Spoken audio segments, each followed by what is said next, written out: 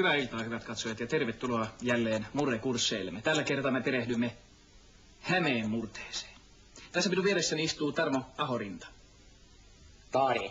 Hän on kotoisin täältä, Tampereen Ikurista. Ja hän toimii meillä tässä murrekurssillamme sellaisena ikään kuin esilausujana.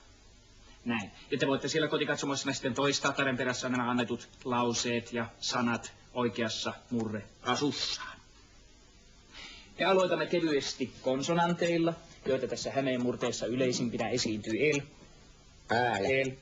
el, sekä myöskin er, Näin. Tämä esiintyy, siis tämä er, tässä Hämeen keskuskaupungin nimessäkin Tampere. Tampere. Tai kuten se paikan päällä mainiosti sanotaan Manse. Manchesteri. Siis Manse. Manchesteri. Manse. Manchesteri. Tampere. Tampesteri. Hamsteri. Riotta. Piisami. Toinen riotta. Supikoira. Pussiriotta. No niin. Ja nyt etenemme jo lyhyisiin lauseisiin, kädet ylös.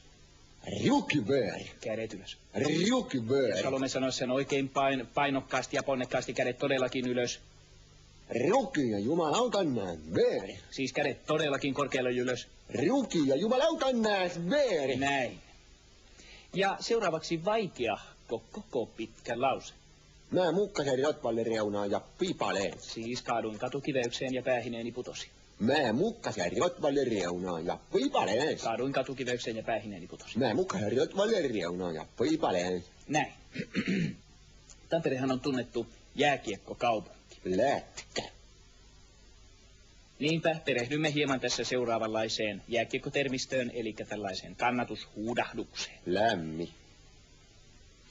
Tamperelainen jääkiekkojoukkue vastustajaa ei saa päästää helpolla. Ilves. Näin, siis tamperelainen oma kotijoukkueemme, älä päästä Rauman lukkoa niskan päälle.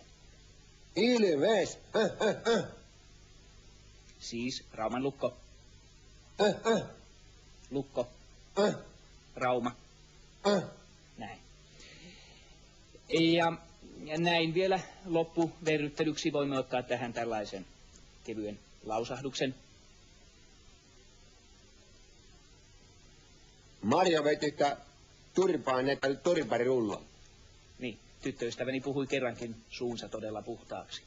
Maria vetistä retkoa turpaan, hän oli turparulla. Niin, suunsa puhtaaksi. Turparulla. Puhtaaksi. Turpa. Tyttöystäväni. Retku.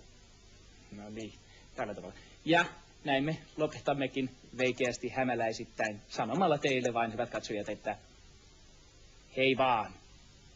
Morjennäs. No niin.